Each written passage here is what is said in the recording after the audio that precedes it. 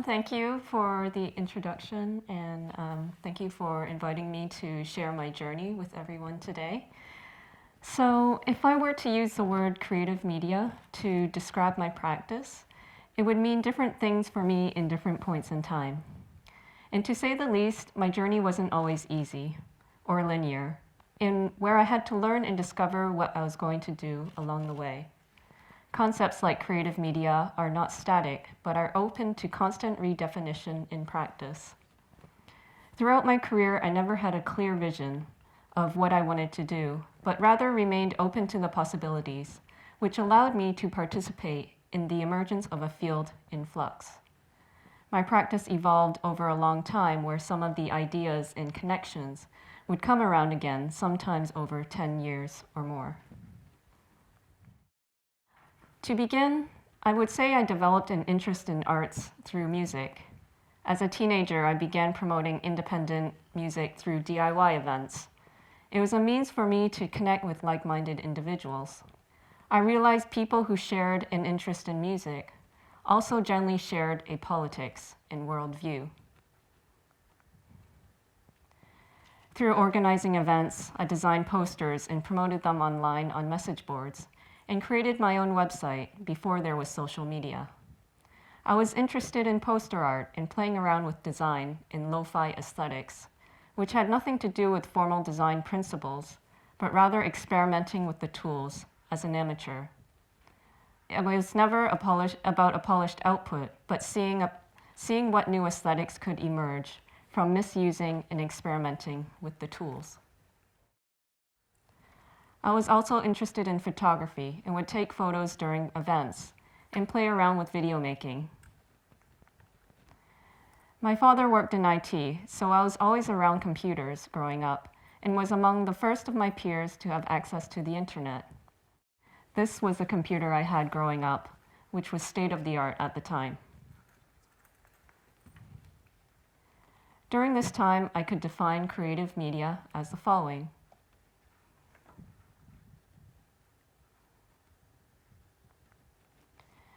When I went on to study, I didn't want to go into film as an established large-scale production, since I was operating on a much more of a small scale.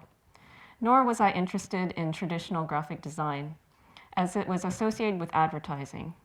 I wanted to do something with video and media, but I didn't know what. There was likely something out there that I didn't know about, and little did I know there were things on the horizon that would usher in the digital era. I ended up studying fine arts at Concordia University in Montreal, in a program called Digital Image and Sound in the Fine Arts, which changed its name to Computation Arts a year after I started. It was the first program of its kind at the time. I studied under media artist and Professor Christopher Salter, and continued to organize events in Montreal's vibrant music scene. Through my studies, my events evolved into multidisciplinary art events with music, video, and performances. Following graduation, I started organizing events under an independent arts platform called Loudspeaker, while my musical interests started to become more experimental and moving towards noise and sound art. This is a photo from a performance by a Californian duo, Lucky Dragons, who created a collaborative performance using electrodes that creates sounds when an audience member completes a circuit by touching another audience member, using the body as a conductor. In a sense, I came to the arts through music and time-based media, rather than through painting or sculpture. The White Cube Gallery was always alien to me, as my idea of curation was always event-based. I realized I was much more of an organizer than an artist, though I did make a few artworks in my time. I treated organizing as an art in itself, where I would stage ephemeral one-off events in often unconventional venues and found spaces. These events for me were organized in the spirit of experimentation, collaboration, and play. They were nonprofit events where any proceeds would go to the artists. It was never something I thought of as a career. It was an outlet for me to connect with a community and to have some fun in the process. I then moved to Hong Kong and continued organizing events independently and became acquainted with the local art scene. This was when the Hong Kong Art Fair was just in its first edition, and the West Kowloon Cultural District was just an idea. I organized events at the Fu Tak Building, together with my friend Beatrix Pang, who had a studio there. Beatrix runs the Zine Co-op and Queer Reads Library now. I also collaborated with White Noise Records, a record shop that was based in Causeway Bay and now in Sham Shui Po, to put on events with visiting international artists. And this is a photo from some of the events that we organized during this time, spanning with artists from Taiwan, a journey through Hong Kong with music and performances, and film screenings in various places. I soon found work at Videotage Media Arts Organization. The director at the time, Isaac Leung, who is also an SEM alumni, left the organization along with the coordinator a couple months after I started, and the board did not hire any replacements. I was left to manage the organization on my own, where I was able to try my hand at many things, from organizing exhibitions and events, to developing the video art archive, and to grant writing. I then had the opportunity to study an MA in London at Goldsmiths College. Before leaving Hong Kong, I made a film with friends who had also studied at SEM. The film was called Non-Space, featuring interviews with artists, academics, and architects, including Linda Lai and Leung Chi-Wo, on the notion of space. The two-channel work was an attempt to grapple with the complexities of space in Hong Kong and the challenges of developing art and culture in the city.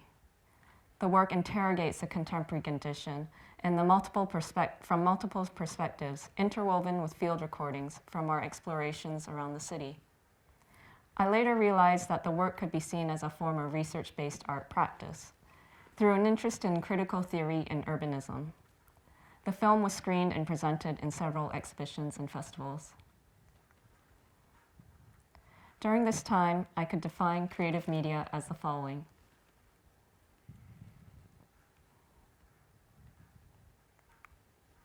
The intention of pursuing further studies was to understand more about my role as a cultural worker and what I could do, since I saw it always as a nonprofit endeavor. I felt if I tried to turn my events into a career, it would no longer have the same meaning. Through my studies, I learned of the vulnerabilities of artists and cultural workers in the new creative economy. It was the economic crisis, and there were widespread cuts to the arts in the UK as the country entered an age of austerity, which is still ongoing. There was also an increasing hostile environment to foreigners and international students in the lead up to Brexit, where the government continued raising the bar for people to be considered highly skilled migrant workers. I had to consider how is it going to stay, particularly when highly competitive unpaid internships were the norm in the arts. I realized I reached a turning point, being in a different environment, and I no longer felt the need to organize art events in an already oversaturated space. This is a picture from the Anti-Cuts March in London, from protesting the cuts to the arts and public sector, and a slide from an event with Prime Minister David Cameron at the time and his idea of big society, which was expecting the public to chip in lieu of government spending. During this time, I co-founded a research collective called Doxa, together with Yuk Hui, whom I had met at Goldsmiths, to investigate the role of artists in the processes of gentrification and the forms of collaboration and collectivity in the arts. With Doxa, we organized discussion events and participated in conferences and independently published articles. Our work culminated in a 2-day symposium at Asia Art Archive in Hong Kong and the launch of an edited book called Creative Space, Art and Spatial Resistance in East Asia. We had a small amount of funding to facilitate these events, but much like the things I had been doing, they were small scale and nonprofit. Following my studies, I also worked freelance for an arts organization called Sound and Music in the UK. I produced online content, including an online documentary called Sound in Context, with interviews with curators and artists including Hans Ulrich Obrist, David Toop, and Anne Hilda Nissette, which ended up screening internationally. During this time, I could define creative media as the following.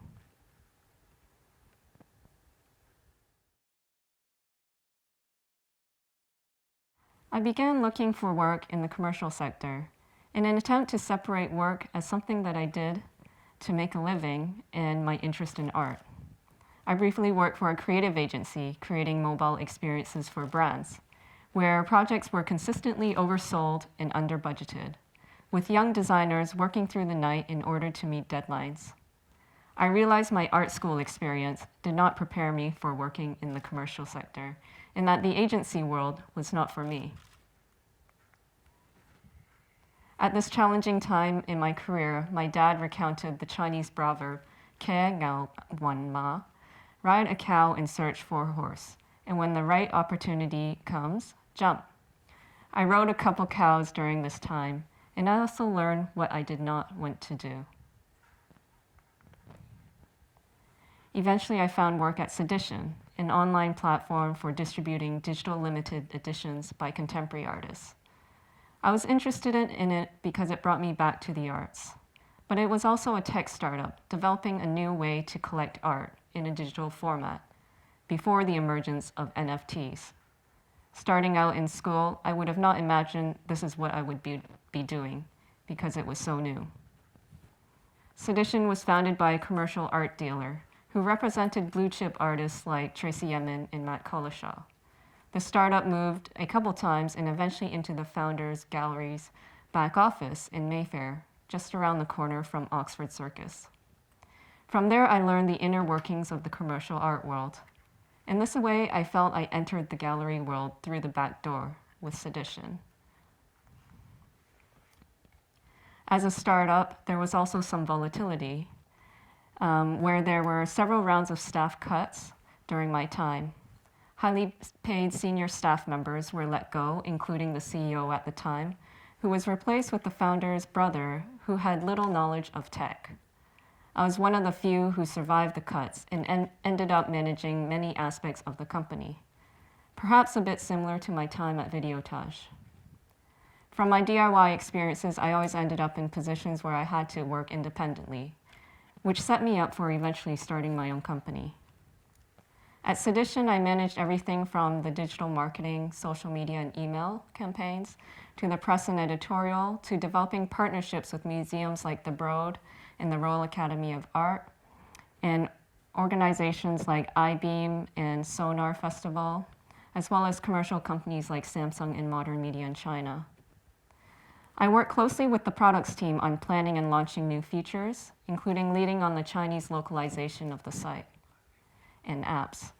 I also curated panel discussions and exhibitions in private clubs in London and New York, and lined up public media facade displays in Toronto, Norway, and Korea, amongst others. I help launch and promote artists on the platform on a regular basis, which is something that I enjoyed, many of whom I continue to keep in touch with today. During this time, I could define creative media as the following.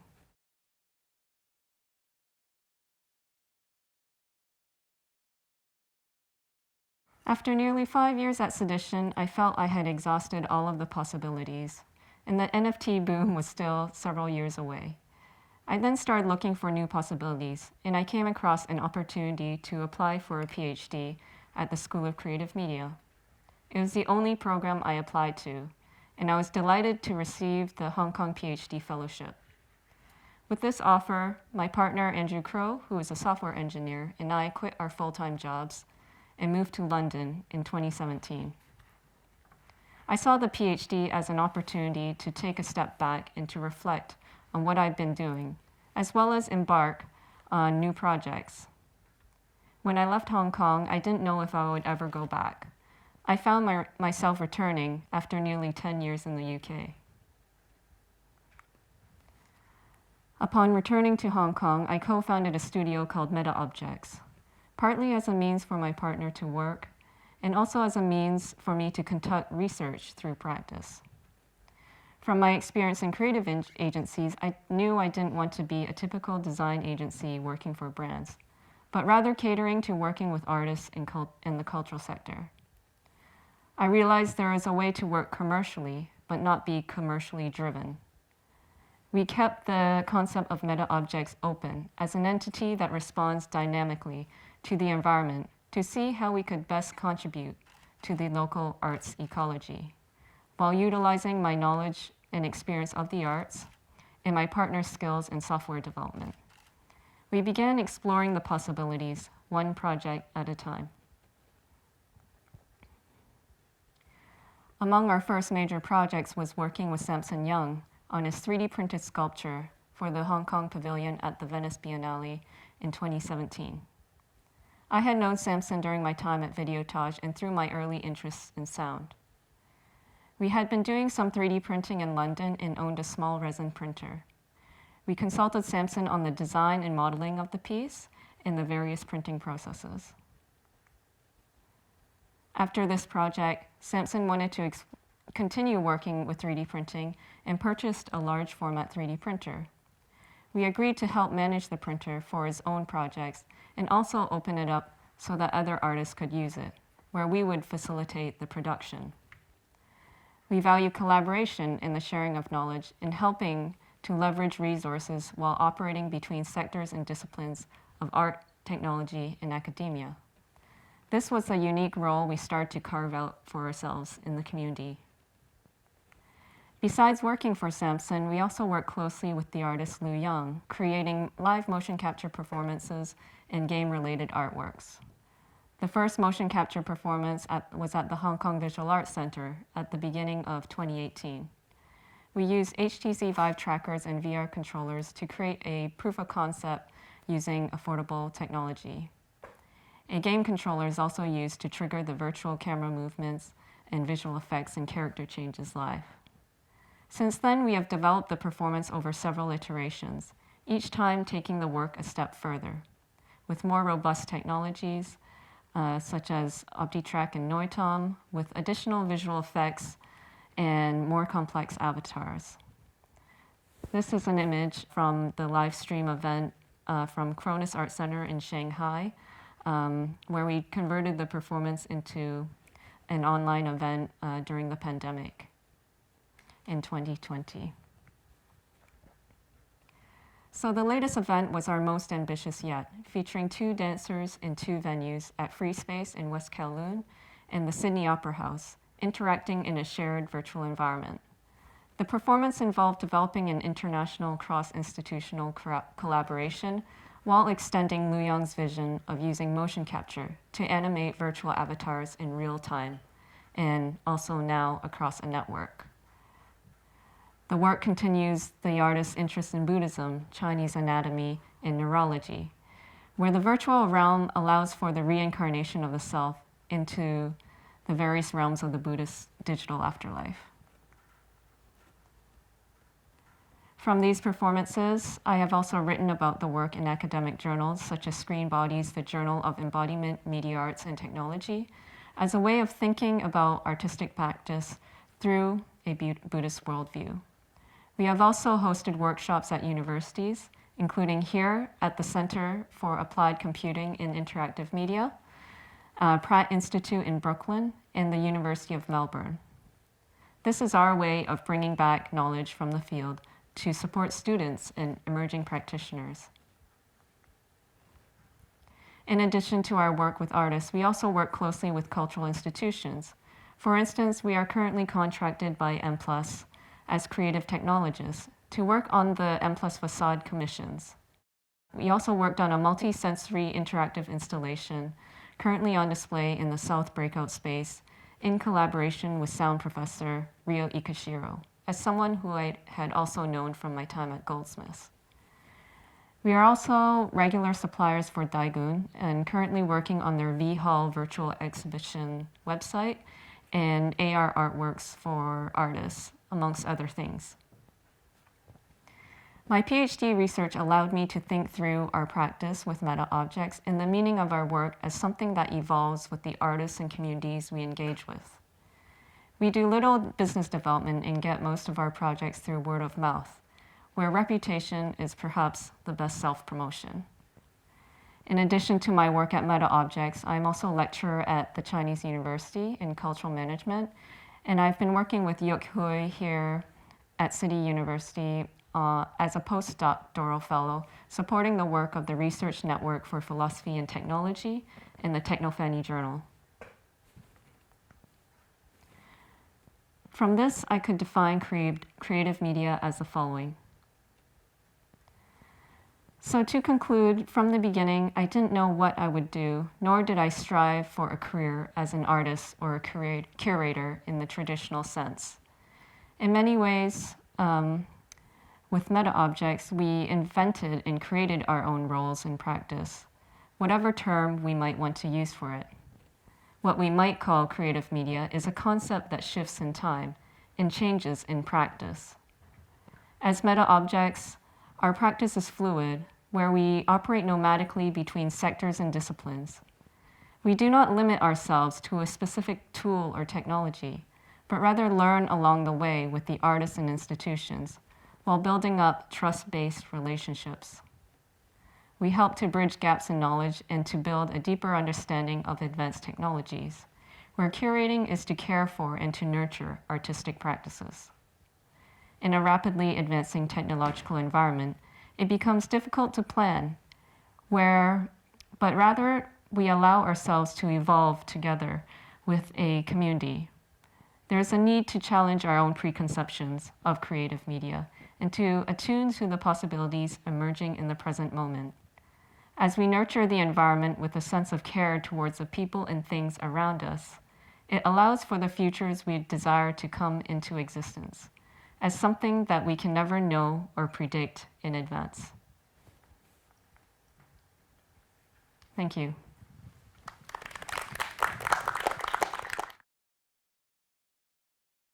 Thank you, Ashley, for taking us through that fascinating journey. I think one of the things that strikes me as I listen to your story is how you were able to respond to any environment you find yourself in and create mutually supportive collaborations.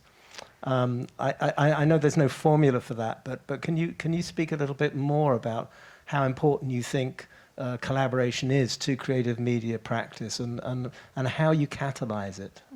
Yeah, I mean, I think collaboration is kind of at the core of creative media practices compared to perhaps other like fine arts practices. You always need people with multiple different skills and expertise, and it's really much less about the individual author as such. And I think I'm inspired partly from my DIY experience, where it's always about helping each other out, in the community. You support others by attending their events or buying their CDs or, their music, or sharing their work online. This is about participating as part of the artistic community, but also aspects of, open source culture, where in software development, it's less about the identity you hide behind. You're anonymous, but you're actually contributing to the greater good through improving code and things like that, which is kind of, beyond this idea of intellectual property in that sense, Right, it's both the absence of a sort of auteurist identity, but also, as you say, the sort of absence of claims about intellectual property are different.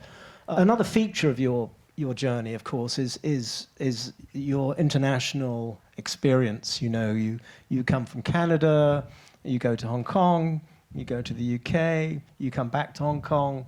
And so how important do you think that international experience is for somebody working in the sort of area of as a cultural practitioner in Hong Kong? And what would your advice be to our students who might be thinking about, when they graduate, what to do next?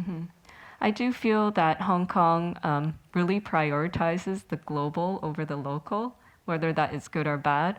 It's almost like a rite of passage. You have to go international before you can come back and then start something here. But actually, I find that the entry point or the barriers of entry are lower here to participate on an international level, because I feel like in the UK, it's like way more competitive and there's way more competition. And there's less money and actually there's- for the talent around.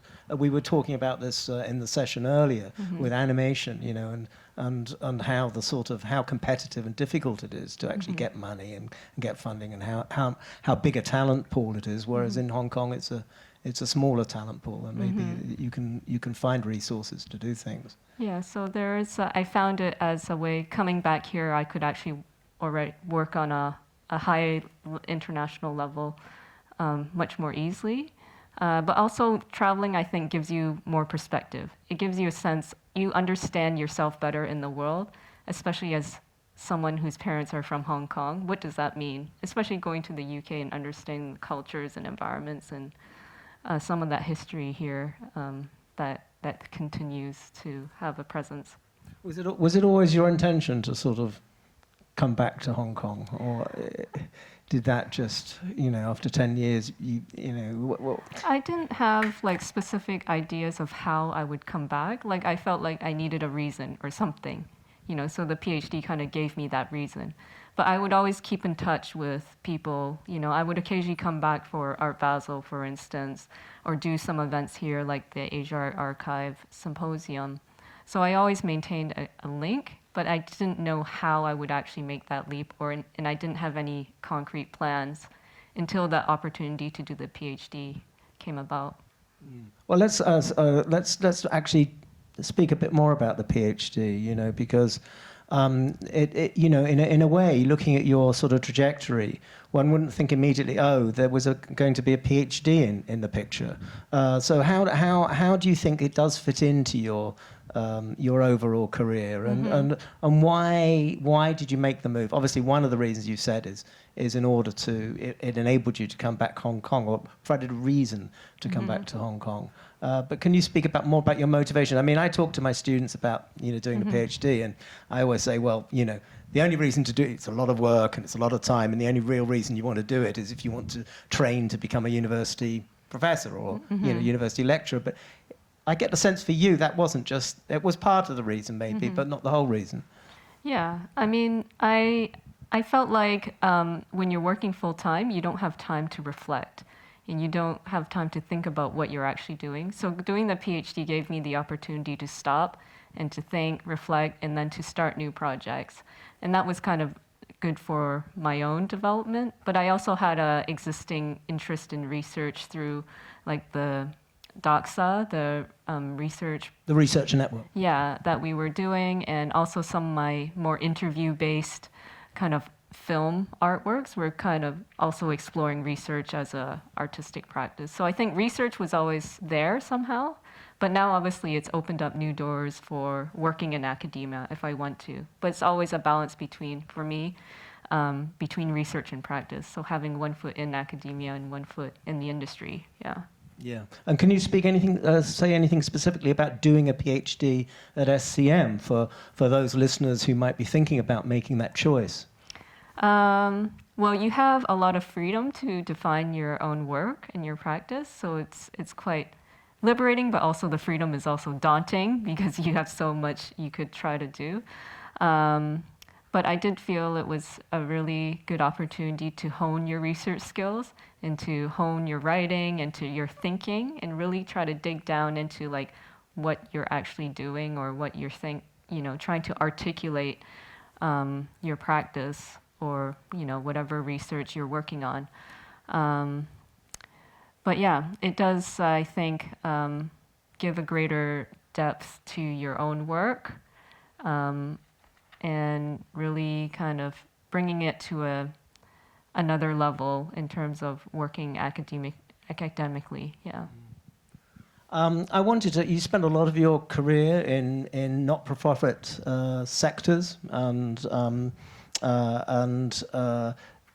especially in the UK.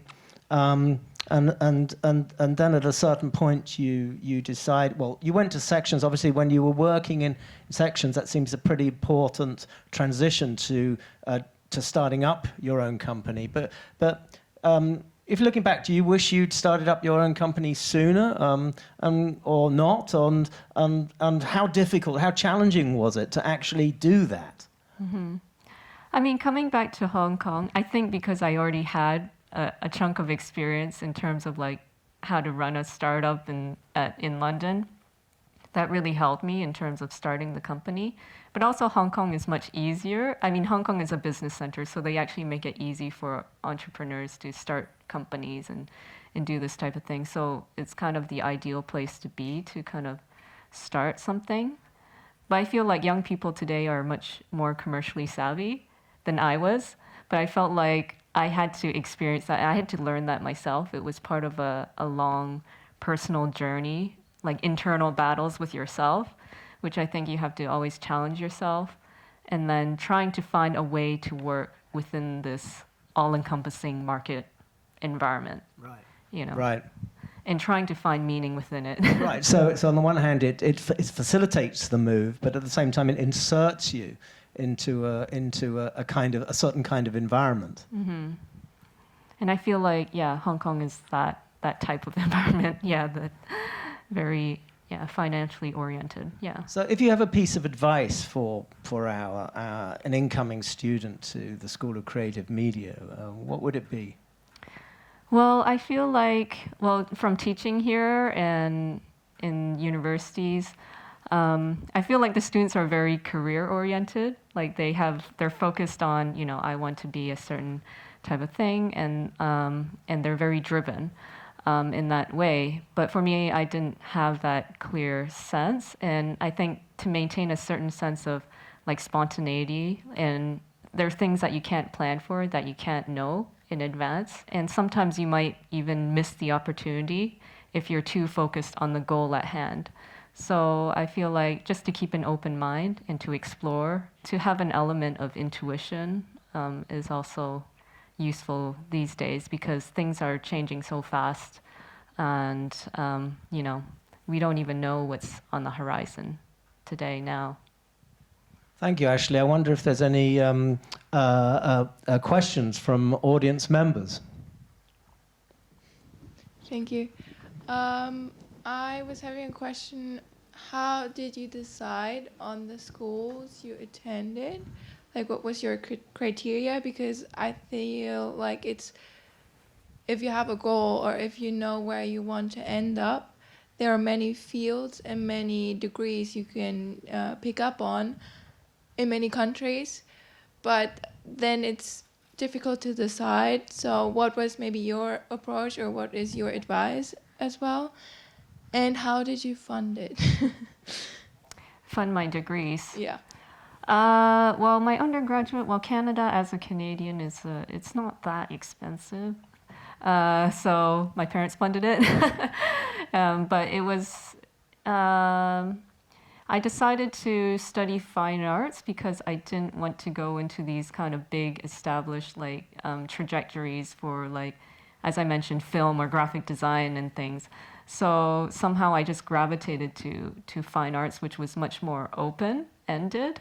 I could try different types of media and things like that. So I was looking for these types of open courses that were exploring media in different ways.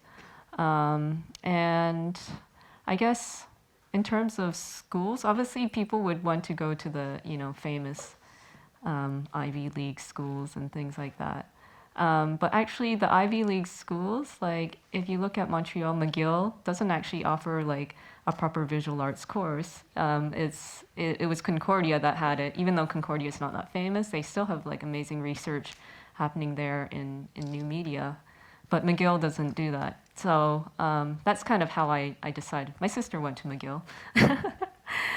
So I was never that academically ambitious. Of course, my my parents would want me to study, math or science or something like that. As for my MA, I somehow came across Goldsmiths. I don't remember exactly how, but I read the description and the program seemed quite interesting, like the way that it talked about practice and role in the cultural economy.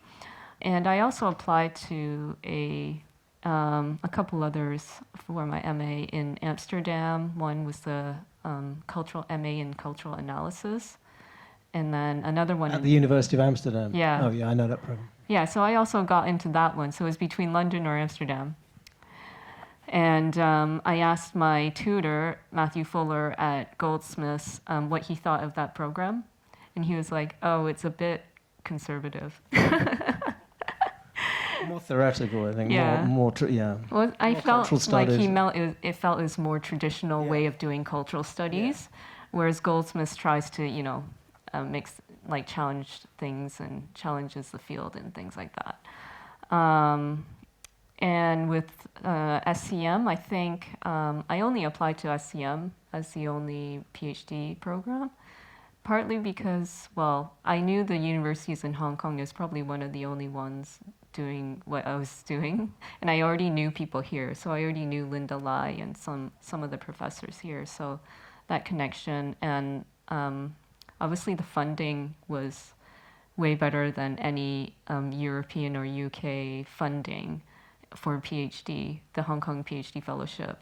So that was like no question.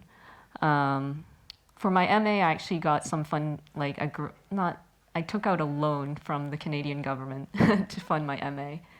Yeah. From the Canadian government for MA in Britain. Yeah, they offer just small loans for supporting, education. Yeah.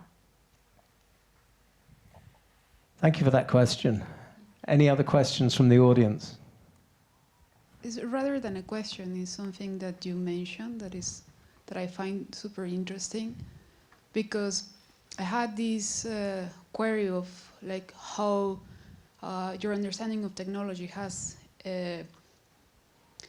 become part of your process creatively and also like professionally, but you already like did like that sort of trajectory, which is like super helpful also, because we tend to think about technology in terms of something that is beyond us, that is like in the future, that is always like only progressive.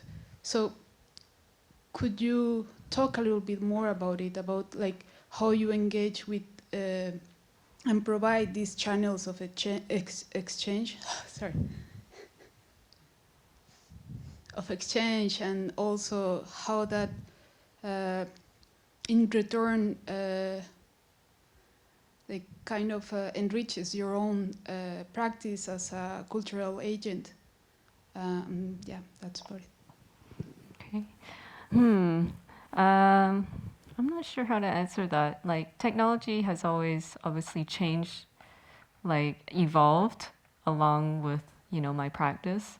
But in terms of the tools, we never, every time there's like a new trend or new technology, we don't actually chase the trends, or we actually explore different possibilities with each project. So an artist might come to us and we try to think of, what is affordable, what is accessible given their budget, and actually oftentimes we will, we have an artist like amount that we charge artists. So, we usually give discounts to artists, whereas we have an institutional rate and a commercial rate.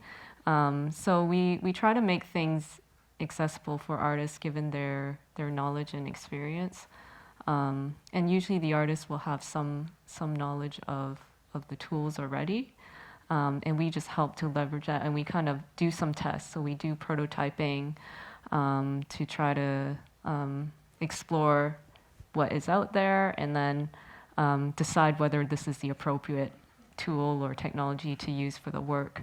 And so it's kind of an iterative process, and usually we might recommend like maybe VR is not the best one. This is what happened with Liu Yang. And that a game would actually make much more sense because it involves exploring a world, and it's really about the environments and things. Well, thank you, Ashley, for your very open and frank and insightful discussion of your own career path. I'm sure it's going to be very helpful to our students to listen to you. Thank you. Thanks.